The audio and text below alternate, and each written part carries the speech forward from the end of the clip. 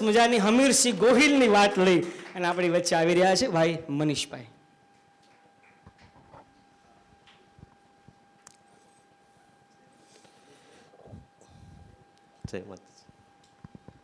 જય સોમનાથ. સોમનાથ મહાદેવની સોગન. હું વઠીલોનો હમીરસિંહ ગોહિલ. મને માના કસુંબલ ધાવણની સોગન છે. હું જઈશ સોમનાથની સગાથે. હું જઈશ સોમનાથની સગાથે. વાલા મિત્રો, મારે તમને આજ વાત કરવી છે લાઠી નરેશ એવા સુરવીર હમીરસિંહ ગોહિલ વિશે વાત કરવી છે. એમ કહેવાય કે જ્યારે લાઠીના ગઢમાં હમીરસિંહ ગોહિલના ભાઈ અને ભાભી અને સુરવીર યોદ્ધાઓ જ્યારે બેઠા હતા ત્યારે એક રાજદૂત આવે છે. મહારાજની જય હો, મહારાજની જય હો. મહારાજ, એવું જાણવા મળ્યું છે કે જાફર ખાન અને મોહમ્મદ બેગડાની વિશાળ ફૌજ સોમનાથ મંદિરને લૂંટવા માટે આવી રહ્યું છે. ત્યારે હમીરસિંહ ગોહિલના ભાઈ બોલે છે કે જ્યાં સુધી રજપૂતનો એક એક બચ્ચો જીવે છે ત્યાં સુધી કોઈની તાકાત નથી કે સોમનાથ મંદિર ઉપર લૂંટ કરી શકે. એમ કહી ને હમીરસિંહ ગોહિલ રાજ દરબારમાં આવે છે ને બોલે છે, પગ તો પડે મારી માણકી ઘોડીના, પગ તો પડે મારી માણકી ઘોડીના. જ્યાં ઉઠતું પંછી જોઈ લો ને એક પલાંગ મારું ને તા તો પાદર પહોંચી જાય પાદર. તા હમીરસિંહ ગોહિલના ભાભી બોલ્યા કે ગોહિલવાડનો રાજકુંવર તો બસ ઘોડા શણગારે. આવું એને મેણું માર્યું, ગોહિલવાડનો રાજકુમાર તો બસ ઘોડા શણગારે. ત્યારે હમીરસિંહ બોલ્યા, હું તો મારી માણકી ઘોડીની વાત કરું છું, ત્યારે તમે શું કહેવા માંગ્યા છો, મને કોઈ સમજાણું નહીં. ત્યારે હમીરસિંહ ગોહિલના ભાભી બોલે છે કે કોઈ આપણા વંશમાં મરદ જે સોમનાથની સંગાતે જાય. આખો દેશ આખો ખરબડી રહ્યો છે, દેશમાં રણસિંગું ફૂંકાઈ રહ્યું છે, ત્યારે હજી લાઠીના નરેશને હજી પણ ખ્યાલ નથી. આવા સમયે તો રજપૂતના બચ્ચાને સોમનાથની સંગાતે જવાનું હોય. સોમનાથની સંગાતે જવામાં મોડું થાય તો કલંક લાગે, કલંક. ભાભી, તમે મારી જુવાનીને મેણું મારી રહ્યા છો. હું મેણું નથી મારી રહેતો હમીરસિંહ, પણ પરદેશી આવતા હોય અને સોમનાથનું મંદિર લૂંટતા હોય અને લાઠીના નરેશ લાઠીના દરબારમાં ઘોડા ખીલવતા હોય ને તો ગોહિલ કુળને કલંક લાગે, ગોહિલ કુળને કલંક લાગે. ભાભી, હું તમને વચન આપું છું કે મારા સોમનાથની સંગાથે મારા ભાઈને નહીં પણ હું જઈશ. હું ગોહિલ તણું ગૌરવ, ગોહિલ તણું ગૌરવ સદા ઉજળું રાખજો પ્રભુ. પ્રતિજ્ઞા એ જ છે કે હું જઈશ સોમનાથની સગાથે. ભલે કોઈ આવે કે ના આવે મારી સાથે, ભલે કોઈ આવે કે ના આવે મારી સાથે, હું જઈશ સોમનાથની સગાથે. આમ કહી હમીરસિંહ ગોહિલ અને તેના 200 સાથીદારો મિત્ર ઘોડા ઉપર સવાર થઈને ગીરના જંગલમાં ચાલી નીકળે છે. અને ચાલતા ચાલતા જ્યારે મધરાતીનો સમય થાય ને ત્યારે રાતવાસો ત્યાં જંગલમાં કરે છે. અને જ્યારે સવાર પડે ને ત્યારે હમીરસિંહ ગોહિલના એક કાને એક મરસ્યા ગીતનો અવાજ સંભળાય છે. ત્યારે હમીરસિંહ ગોહિલે જોયું ને તો એક લાગબાઈ ચારણ કરીને એક મરસ્યા ગાતી હતી. ત્યારે હમીરસિંહ ગોહિલ બોલ્યા કે આઈમાં તમે આ મરસ્યા કોના ગાઈ રહ્યા છો? ત્યારે આઈમાએ કીધું કે હું મારા દીકરાના 15 દિવસ પહેલા મૃત્યુ પામ્યા ને એની યાદમાં મરસ્યા ગાઈ રહી છું. તો હમીરસિંહ ગોહિલે કીધું કે આઈમાં અમે પણ સોમનાથની સખાવતે જ આવી છીએ, તો મારી પણ એવી ઈચ્છા છે કે તમે મને આ ગીત સંભળાવો.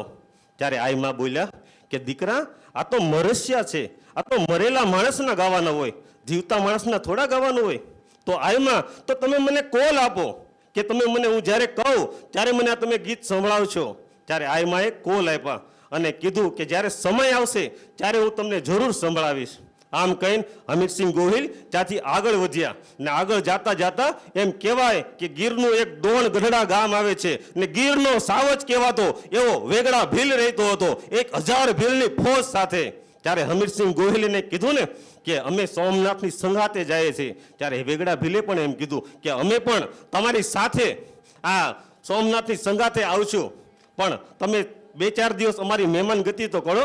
ત્યારે હમીરસિંહ ગોહિલ 1-2 દિવસ ત્યાં રોકાય અને વેગડાજીએ કીધું કે હું મારી દીકરી રાજબાઈના લગ્ન હું તમારી સાથે કરવા માંગુ છું. એક વાત સમજી લેજો, આ વાત ટૂંકમાં છે, પણ એને કીધું કે હું તમારી દીકરી રાજબાઈના લગ્ન તમારી સાથે કરાવું છું. ત્યારે વેગડાજી બોલ્યા કે આ દીકરી રાજબાઈ છે એ ભીલ કન્યા નથી, જેઠવા કુળની રાજકુંવારી છે, પણ ભીલ સાથે મોટી થઈને એટલા માટે ભીલ કન્યા કહેવાની છે. ત્યારે હમીરસિંહ ગોહિલ બોલ્યા કે વેગડાજી, તમને તો ખ્યાલ છે કે અમે મોતના માર્ગ ઉપર જઈ રહ્યા છો, ત્યારે પણ તમે તમારી દીકરીના લગ્ન મારી સાથે કરાવો છો. ત્યારે રાજભાઈ બોલે છે કે મને મારી સખી પૂછતી હતી કે મારી સહેલી પૂછતી હતી કે તારે કેવો વર જોઈએ છે. ત્યારે મેં એને કીધું તું કે સૈયર પહેરું ચૂડલો જિનકી અખિયા લાલ, સૈયર પહેરું ચૂડલો જિનકી અખિયા લાલ, ઘડીભર રહે સુહાગણી તોય મારો આખો આયખો મારો ન્યાલ, ઘડીભર રહી સુહાગણી તોય આખો આયખો મારો ન્યાલ. આમ કહીને સોમનાથ મહાદેવને દર્શન કરી પણ હું મારા ભવના જીવન સાથી તમને બનાવવા માંગુ એવી હું ઈચ્છા કરું છું મહાદેવને. અને ગીરના જંગલમાં રાજભાઈ અને હમીરસિંહ ગોહિલના ધામધૂમથી લગ્ન થાય છે. અને સવાર જ્યારે પડે ને ત્યારે હમીરસિંહ ગોહિલ તેના 200 સાથીદારો મિત્ર અને વેગડા ભીલ તેના 1000 ભીલનું સૈન્ય અને સાથે સાથે 18 વર્ણના જ્ઞાતિ દરબાર આહિર રજપૂત બધા વ્યક્તિ સોમનાથની સંગાથે જોડાય છે. જ્યારે સોમનાથ ગઢમાં હમીરસિંહ ગોહિલ અને જાફર ખાનનું 9 દિવસ લગન જ્યારે યુદ્ધ ચાલે છે ને ત્યારે યુદ્ધમાં હમીરસિંહ ગોહિલના ઘણા ખરા સૂરી યોદ્ધાઓ વીરગતિને પ્રાપ્ત થાય છે. ત્યારે હમીરસિંહ બોલે છે, આયમાં વેગડાજી, મને એવું લાગે છે કે જાફર ખાન અને મોહમ્મદ ગજવીનું ફોજ પાછું જ પડતું નથી. એટલા માટે હું હવે સોમનાથ મહાદેવને કમળ પૂજા કરવા જઈ રહ્યો છું. તો આયમાં તમને તમારું વચન તો યાદ છે ને, મોતના મધુરા ગીત સાંભળવાની વેળા આવી ગઈ છે, મોતના ગીત સાંભળવાની વેળા આવી ગઈ છે. હા દીકરા, મને યાદ છે, ધન્ય છે દીકરા તને. અને લાગબાઈ જે હતી ને એ હમીરસિંહના એક મરસિયા ગાય છે, પણ વેલો વેલો આવજેવી, અરે રે તું તો સખાતે સોમનાથની, પણ હિલોળવા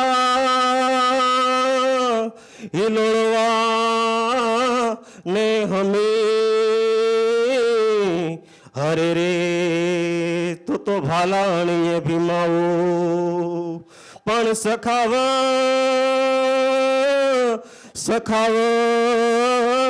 કીધી સોમનાથની, હરે રે તું તો ઉજાળ્યાએ ગોહિલ કુળ, પણ હમે તારે કેસરીયો સાફો, અને તે કીધાય કેસરિયા, પણ વેલો